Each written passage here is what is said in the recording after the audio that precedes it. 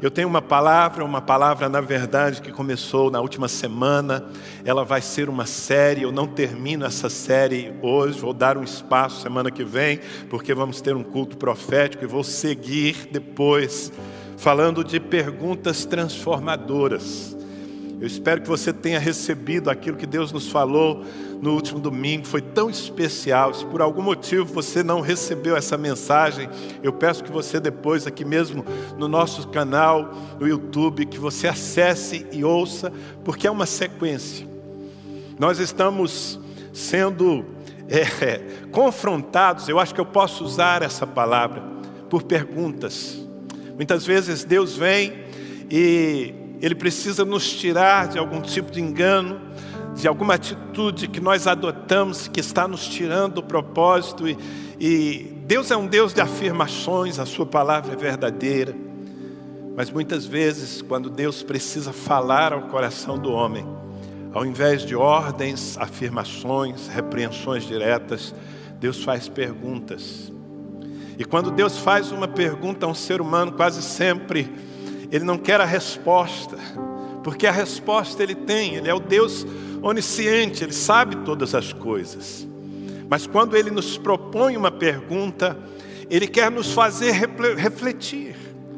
A resposta é para convencer o nosso coração.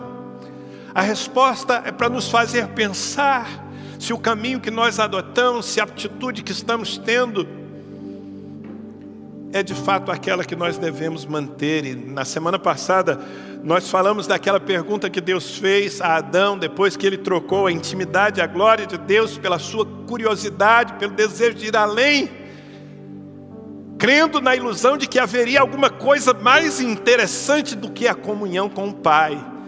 E quando Adão pecou, Deus veio ao seu encontro, porque Ele é Deus de misericórdia, e disse: Adão, onde você está?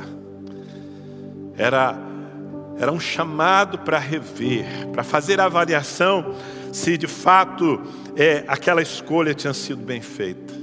Nós falamos também da pergunta que Deus fez a Caim: onde está o seu irmão? E meditamos um pouco sobre a necessidade de vivermos uma vida de família, de comunidade, termos compromisso uns com os outros. Deus não nos criou para viver isolados, olhando para o nosso próprio umbigo, muito ao contrário, Ele nos fez para andar em família. E quando nós perdemos por algum motivo a comunhão com aqueles que Deus conectou, nós entramos num nível de vida que está certamente muito aquém, talvez até em rebelião contra o Senhor. Nessa noite eu quero seguir por outros exemplos bíblicos, e eles só se multiplicam à medida em que eu vou cavando na palavra. A palavra de Deus é inesgotável. Eu quero começar com o exemplo que é bastante conhecido entre nós, de um homem chamado Jacó. Chamado Jacó até certo momento da sua vida, mas que passou por um encontro com Deus, e diante de uma pergunta, teve a sua identidade mudada. Eu quero ler o texto, pelo menos o resumo daquilo que aconteceu.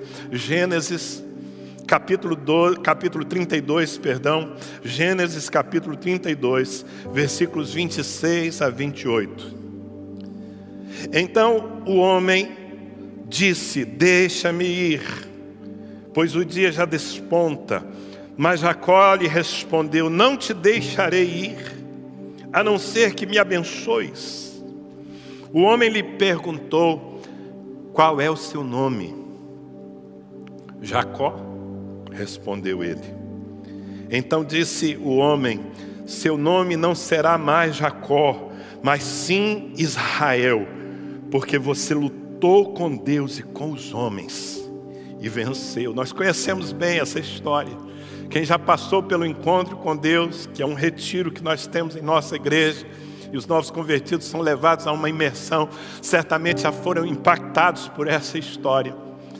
Mas o que nós temos aqui é alguém que queria servir a Deus, alguém que estava debaixo de certa bênção do Senhor, mas que havia deixado para trás uma imagem corrompida. Jacó enganou a sua família, enganou seu pai e principalmente usurpou o direito do seu irmão. E por conta disso ele teve que fugir. E fugindo viveu mais de 20 anos longe da casa do seu pai. Ali naquela terra estranha, Jacó teve experiências com Deus. Ele era um homem que queria o Senhor e Deus o abençoou, lhe deu família e prosperidade. Enquanto ele fugia, ele fez uma aliança com o Senhor e foi fiel àquela aliança. E finalmente, depois de 20 anos, Deus diz: Jacó, é o momento de você voltar para casa. É o momento de você refazer os relacionamentos quebrados. E principalmente Esaú, seu irmão, que havia sido enganado por ele e que ele deixara para trás cheio de ódio.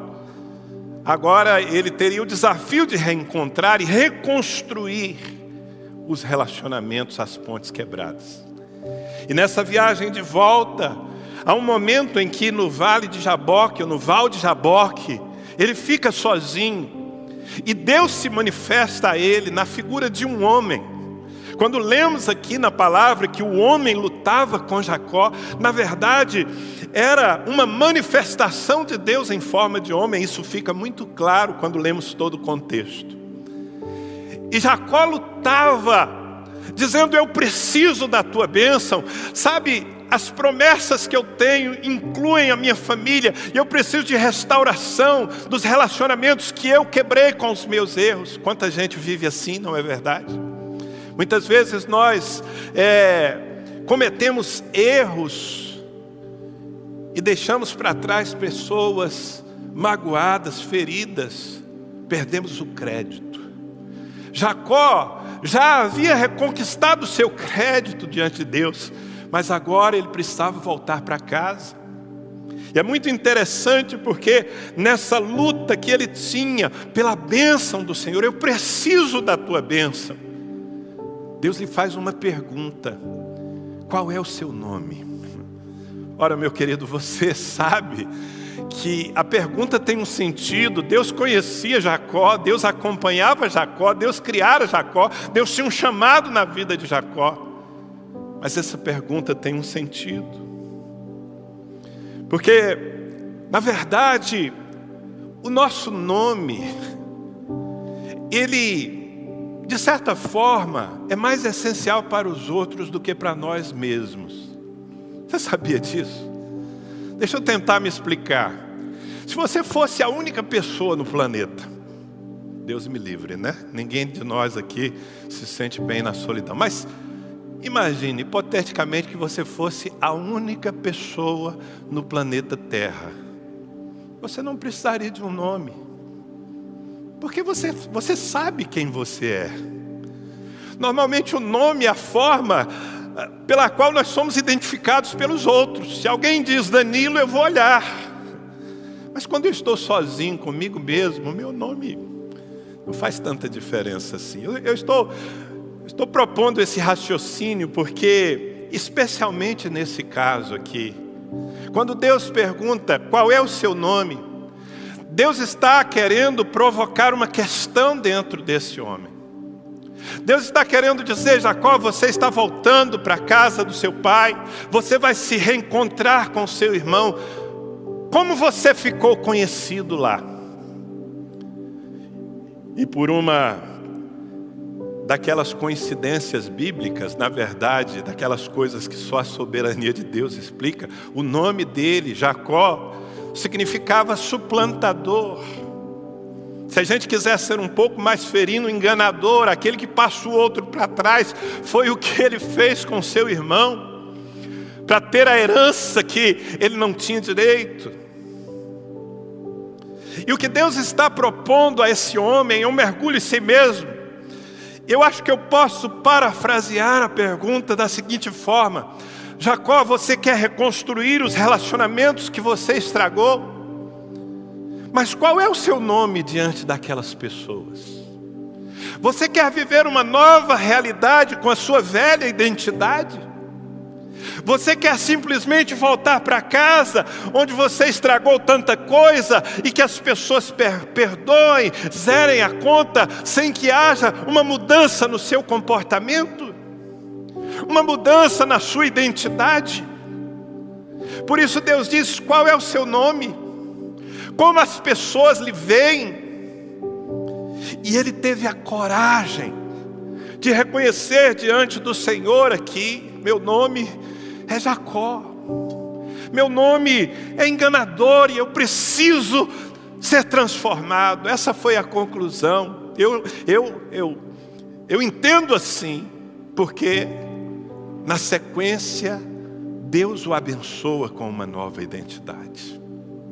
Sabe, queridos, muitas das coisas que nos afligem, das frustrações que nós carregamos, são resultado do nosso comportamento.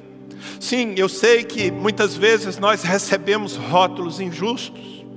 Eu admito que há pessoas me ouvindo agora e que estão debaixo de certos rótulos injustos que terceiros lhe colocaram. Mas na maior parte das vezes a nossa fama foi construída por nós mesmos. E alguns de nós, embora tenhamos nos convertido ao Senhor, ainda não tivemos uma experiência tão profunda a ponto de mudar a nossa imagem diante daqueles que nós queremos, com quem nós queremos conviver. Por isso eu creio que o Espírito Santo está avivando essa passagem e perguntando para muitos de nós: qual é o seu nome? Como as pessoas lhe chamam? Quando você está ausente, que termos elas usam para se referirem a você? E se nós formos sinceros, digo, muitos de nós, teremos que admitir que não deixamos na nossa história, nas convivências que nós enfrentamos, não deixamos uma boa marca, não deixamos uma boa identidade. E quando Deus nos pergunta qual é o seu nome, como você é conhecido, como as pessoas lhe veem, Ele está procurando provocar em nosso coração uma atitude de quebrantamento e um desejo profundo de termos essa nossa imagem. Veja, nome é imagem, ainda que ele represente também a nossa identidade interior. Mas nós não podemos viver plenamente, por exemplo, em nossa família, com uma velha imagem, corrompida pelo pecado, pelo egoísmo, pela traição, pelo adultério, o que seja. E é preciso então diante de Deus reconhecer. Sabe, num tempo em que tantas pessoas parecem que são treinadas a se fazerem vítimas dos outros, os que realmente têm a sua vida completamente restaurada são aqueles que têm coragem de assumir as suas identidades distorcidas diante de Deus, e mais do que assumir e ficar debaixo do peso da culpa pelos seus erros, são pessoas que têm a coragem de pedir: Deus, transforma a minha imagem. Era isso que estava acontecendo ali em Peniel. Um homem lutando com Deus, um homem tendo a coragem de reconhecer que de uma maneira justa ele era conhecido em sua casa como Jacó, o enganador, o suplantador, mas ao mesmo tempo crendo que o Senhor era poderoso para reverter isso. Nós lemos o apóstolo Paulo escrevendo na carta aos Efésios, capítulo 4, versículos 22 a 24. Quanto à antiga maneira de viver, vocês foram ensinados a despir-se do velho homem que se corrompe por desejos enganosos, a serem renovados no modo de pensar e a revestir-se do novo homem, criado para ser semelhante a Deus, em justiça e em santidade proveniente da verdade. O que Paulo está dizendo é que nós precisamos ter a coragem de olhar para dentro de nós, de identificar as coisas que nos distanciam do propósito de Deus e que decepcionam quem está à nossa volta. e jogarmos isso fora como uma velha roupa que não serve mais, mas nos revestirmos de uma nova identidade, um novo homem que se renova para viver a vontade de Deus em justiça e santidade. É uma decisão. Sabe por quê? Algumas famílias começam um processo de restauração, casamentos, pessoas que estão com o casamento completamente comprometido, até mesmo destruído, e elas se convertem ao Senhor, mas aquela família não é restaurada, porque nesse processo, muitas vezes, há alguém que não quer mudar, que quer apenas ser perdoado e abençoado, mas que não quer pagar o preço da mudança. E ouça, a maneira como a sua família lhe vê, a maneira como a sua esposa, o seu marido, os seus filhos, os seus pais, os seus discípulos, os seus liderados, os seus amigos, a maneira como as pessoas lhe veem é decisiva para que você possa viver com elas a plenitude do reino de Deus. Então muitos de nós precisamos de uma identidade restaurada, renovada. E a nossa identidade, o nosso nome, aquilo que as pessoas veem em nós, na verdade só será mudado se nós formos mudados por dentro. Não se trata de adquirir uma maquiagem, uma aparência. Não. Tem que ser algo que Deus gera dentro de nós, uma mudança de entendimento, de atitude, que vai gerar uma mudança de imagem. Talvez seja isso que lhe falte. Você ama a Deus, você deveria ser o chefe da sua casa, respeitado, seguido, com segurança pela sua mulher, mas há afrontas todos os dias, e você fica se queixando diante de Deus. Quem sabe a pergunta é: qual é o seu nome? Como a sua mulher lhe vê? Que identidade você construiu ao longo dos anos diante dela? A de um homem frio, a de um homem cruel, a de um homem estúpido? Se é isso, você precisa mudar. Qual é o seu nome? Há filhos que estão reclamando dos seus pais, mas qual é o seu nome? Talvez desde que você encontrou em si forças para isso, você se levantou em rebelião. Você tem sido alguém que todo tempo está confrontando a autoridade de Deus na vida dos seus pais. E de que adianta você orar pelos seus pais se você não está disposto a mudar, a reconhecer quem você tem sido? Qual é o seu nome? Essa é a pergunta. Mas uma pergunta que Deus faz sem negar a sua presença. Deus nunca vem nos confrontar e nos deixar na culpa. Ele sempre vem para nos restaurar, querido. E Deus, em forma de homem, estava ali diante de Jacó. E quando Jacó tem a hombridade de reconhecer que sim, que ele havia deixado uma imagem distorcida, que ele era conhecido naquela casa que ele queria reconquistar como um enganador. Quando ele reconhece isso, Deus entra em ação e diz: já não te chamarás Jacó, mas Israel, príncipe de Deus será o seu nome. Sabe por que a identidade dele foi mudada, o coração dele foi mudado, e em consequência disso, os relacionamentos dele foram mudados. Tanto é que a história bíblica segue, e na sequência ele vai se encontrar com Esaú, seu irmão, que antes o odiava, mas que agora se agarra a ele num abraço cheio de lágrimas e perdão. Porque quem deixou aquela casa um dia fugindo foi Jacó, um enganador. Mas quem estava voltando para viver uma nova realidade era Israel, príncipe de Deus. Porque num vale de luta ele pagou o preço e a sua identidade foi mudada. Tremendo, não é? Eu sei que eu estou dando a chave para algumas pessoas que têm sofrido, esperando que o mundo à sua volta mude. Ouça, quem tem que mudar é você.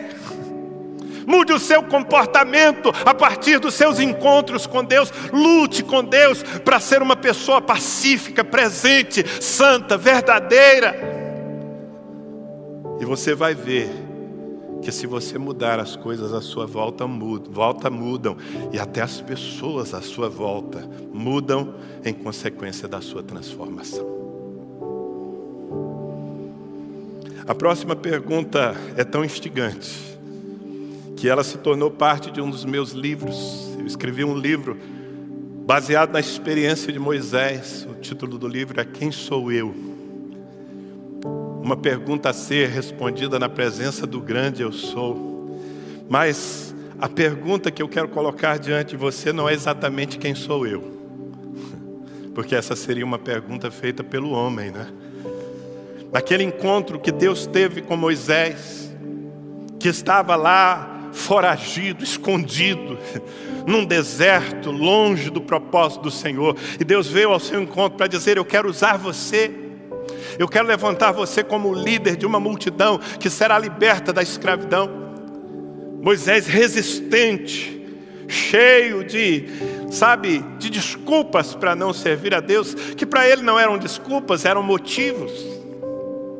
Eu leio um pouco da narrativa que está em Êxodo capítulo 4, versículos 1 a 5. Moisés respondeu. Deus estava falando com ele, dizendo que queria usá-lo para ser líder, que tirasse o povo de Israel do Egito. E no versículo 1 lemos: Moisés respondeu: e se eles não acreditarem em mim, nem quiserem me ouvir, e disserem: o Senhor não lhe apareceu. Então o Senhor lhe perguntou, ouça, que é isso em sua mão? Eu queria que você ouvisse mais do que a minha voz. Tente perceber a voz do seu Criador, lhe fazendo essa pergunta nessa noite. O que é isso em sua mão? Uma vara, respondeu ele.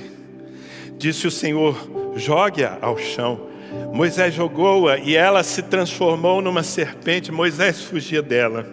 Mas o Senhor lhe disse: estende a mão e pegue-a pela cauda. Moisés estendeu a mão, pegou a serpente, e essa se transformou numa vara em sua mão. E disse o Senhor: isso é para que eles acreditem que o Deus dos seus antepassados, o Deus de Abraão, o Deus de Isaque, o Deus de Jacó, apareceu a você. Como Moisés, muitas pessoas, mesmo na igreja, estão escondidas atrás de desculpas para não servirem a Deus com tudo que têm. Porque elas colocam os olhos nas suas debilidades, nos seus fracassos. Sem medo de errar, eu posso dizer que certamente entre tanta gente que me ouve, há pessoas assim. Há pessoas dizendo: Senhor, eu não posso te servir porque eu não tenho isso, eu não tenho aquilo, eu não tenho aquilo outro. Nós costumamos colocar a lista das nossas debilidades diante de Deus como se elas fossem um motivo que nos descarte.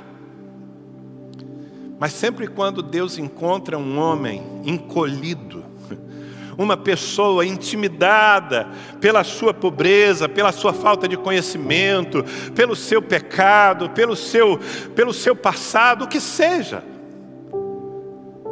Deus costuma fazer essa pergunta: o que é isso em sua mão? O que você tem na mão? Ouça, Deus não está preocupado com o que você não tem. Deus não baseia o plano dele naquilo que você não tem. Ele quer saber se o que você tem pode ser consagrado. Ele quer saber se o que você tem, por menor, por mais simples, por menos impressionante que pareça, pode ser colocado no altar como uma oferta para que Ele manifeste o seu poder a partir da sua fraqueza. Moisés tinha uma vara, um cajado, um bordão. Para que serve um bordão, se não para um pastor de ovelhas sobreviver no deserto como ele fazia já há 40 anos? Depende. Depende. Um bordão, uma vara na mão de um velho pastor só serve para ele se apoiar na sua vida pequena. Mas um bordão, uma vara, colocada nas mãos do Todo-Poderoso, vai se transformar num instrumento sobrenatural de manifestação da glória de Deus entre os homens. Deus não precisa de muito. Deus quer que você abra os olhos para perceber que o pouco é muito em sua presença, ou melhor, que o pouco é suficiente. Ouça o que eu quero lhe dizer: nada do que nós consagremos será, na verdade, pouco, se for tudo. Talvez você olhe para si mesmo, você olhe para a sua cultura, sua capacidade de comunicar, seus bens. Você se sinta uma pessoa tão desprovida, tão pobre, tão sem recursos, que quando alguém propõe um pensamento do tipo, seja um grande homem de Deus nessa geração, você olhe para si e diga: eu não tenho nada. Mas não há nessa terra, ouça, não há nessa terra um ser humano que não tenha nada. Alguma coisa nós temos.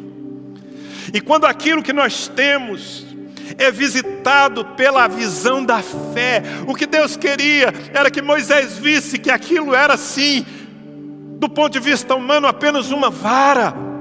Mas a partir do momento que estivesse sendo usada para o propósito de Deus, aquilo se tornaria um instrumento de manifestação do céu na terra. O que você tem na mão?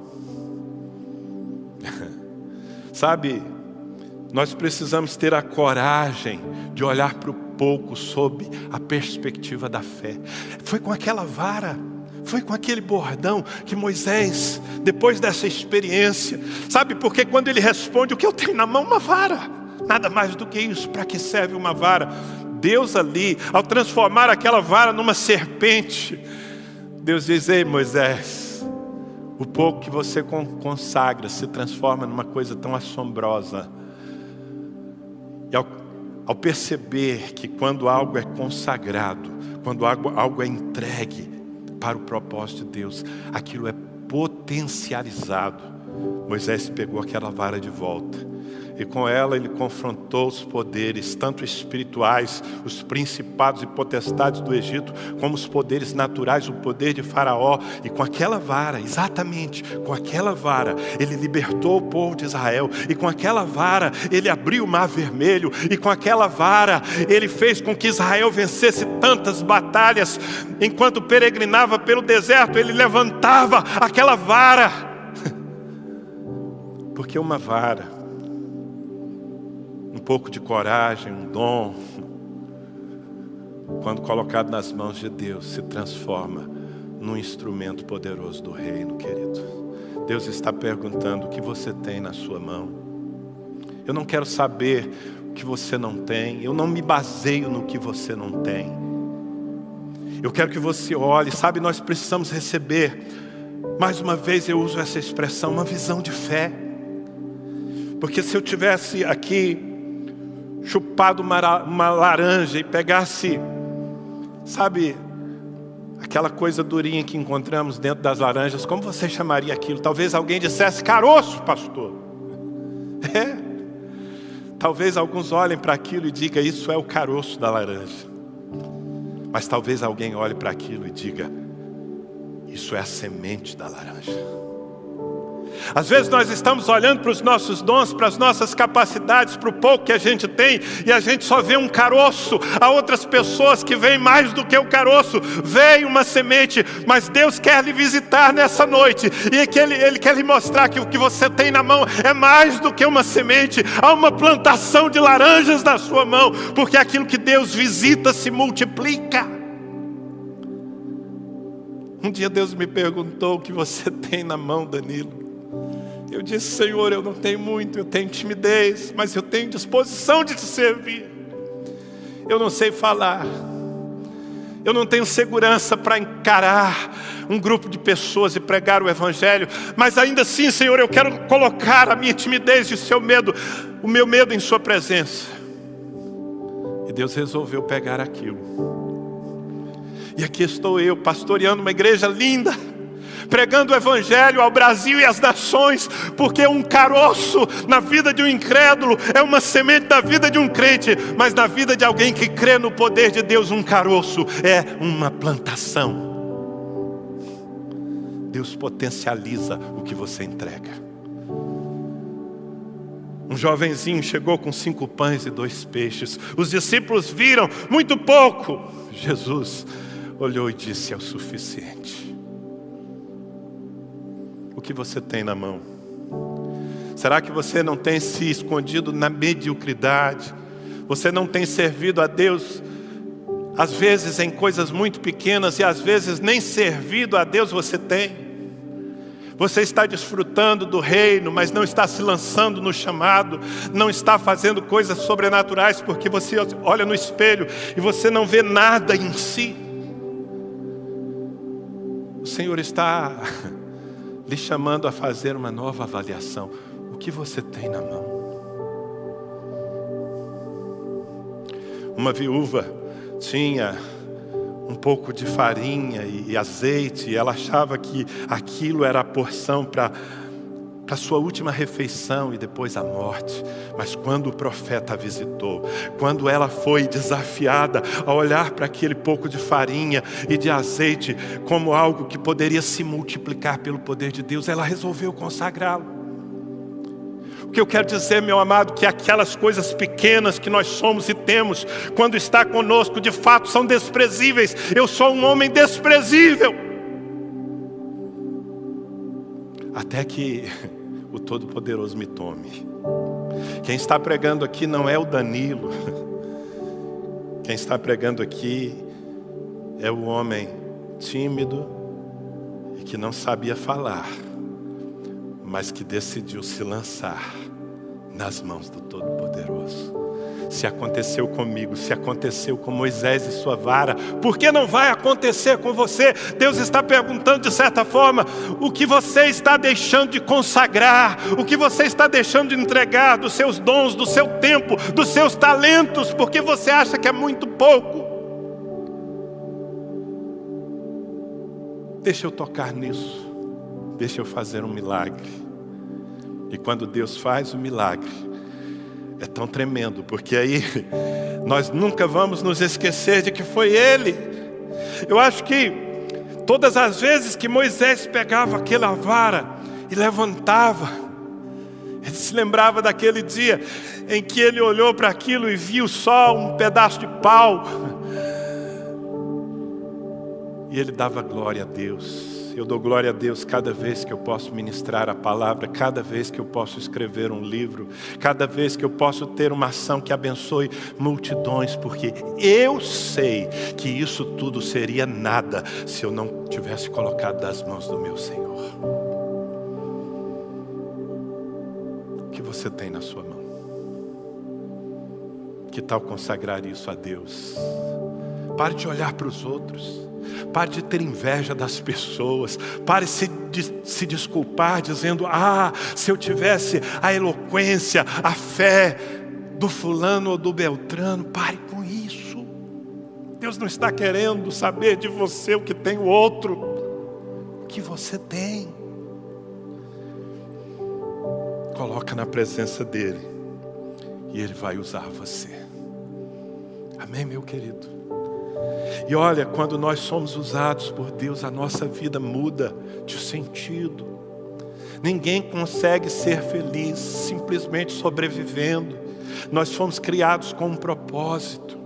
Deus nos fez para cumprir um desígnio celestial. E enquanto nós não nos consagramos, enquanto nós não nos oferecemos, é por isso que o apóstolo Paulo, escrevendo a sua carta aos Romanos capítulo 12, ele diz: rogo-vos pelas misericórdias de Deus, que apresenteis os vossos corpos como sacrifício vivo, santo e agradável a Deus, que é o vosso culto racional. Em outras palavras, Paulo está clamando, está dizendo: irmãos, pelo amor de Deus, ofereçam-se.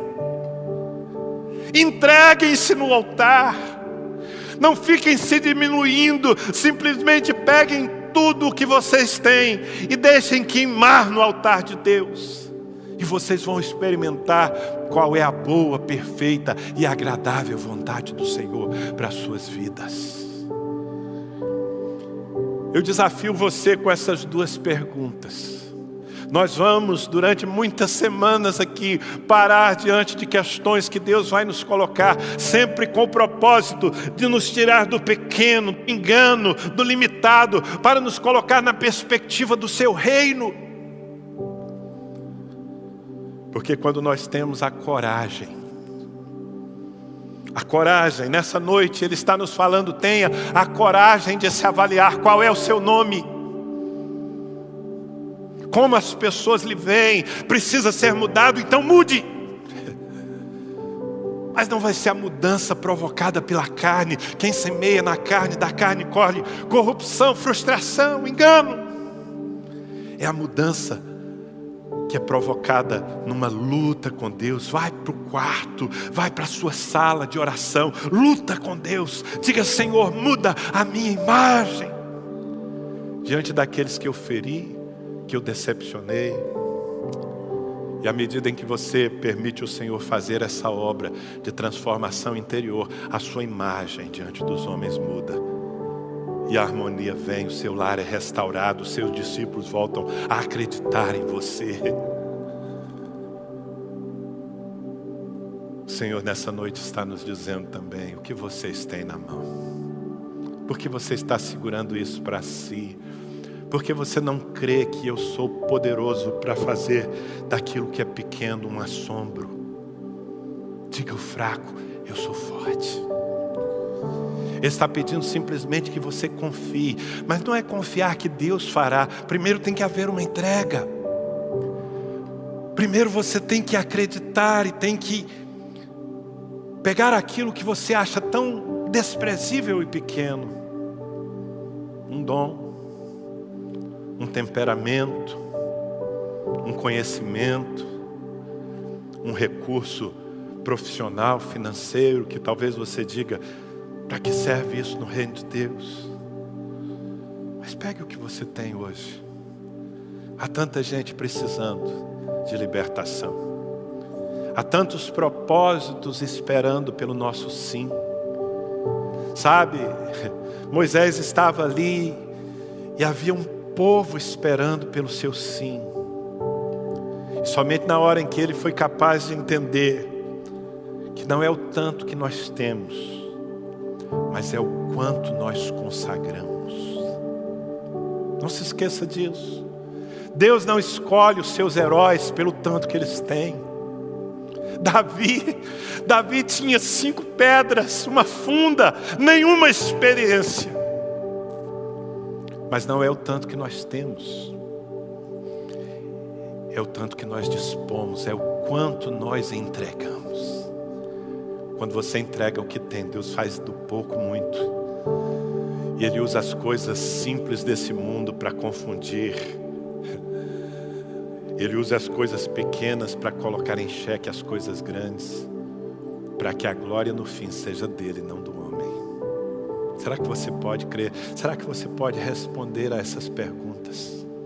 Eu quero que você se coloque em pé aí, onde você está, porque Deus não está querendo simplesmente encher a sua mente de ideias.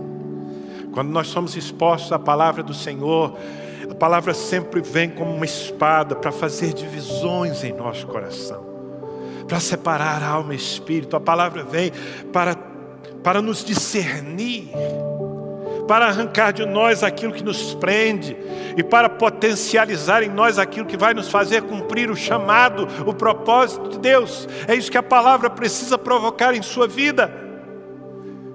Eu não me satisfaria se ao final desse tempo, depois de me ouvir, você dissesse: uau, que palavra linda. Palavras lindas não mudam pessoas. Eu preciso que você permita que essa palavra lhe leve a uma atitude. a dar uma avaliada quando Deus pergunta quem você tem sido, qual é o seu nome. Olhe-se no espelho agora, não sob a ótica dos acusadores, mas da verdade. Se você precisa mudar, que tal se atracar com Deus agora, nessa oração que vamos fazer e dizer: Deus, muda a minha imagem diante da minha esposa, da minha família, muda a minha imagem, porque a minha imagem está distorcida, Senhor. Muda o meu coração, muda a minha identidade.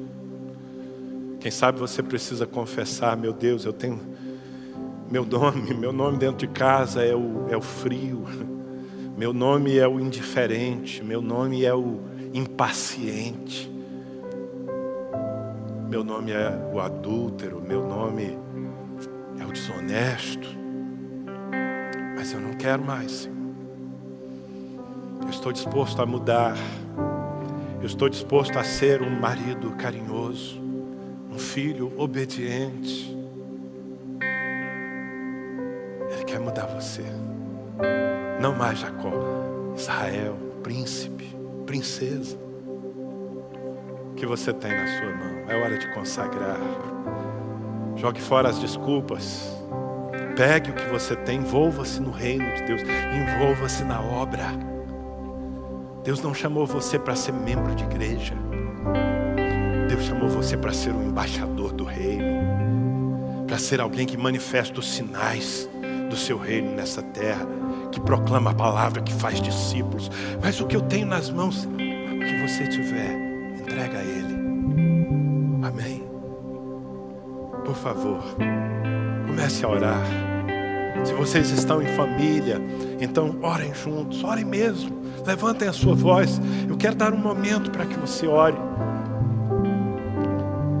Eu sei que há pessoas que precisam responder com sinceridade, e a partir da resposta que dão ao Senhor, precisam mudar a sua atitude a partir de hoje. Porque na verdade as perguntas transformadoras de Deus vêm para provocar mudanças de atitude em nós. Mude a sua atitude. Pare de se desculpar. Pare de esperar que Deus faça coisas novas sem que você se manifeste de uma maneira nova no lugar onde Ele está querendo usar você.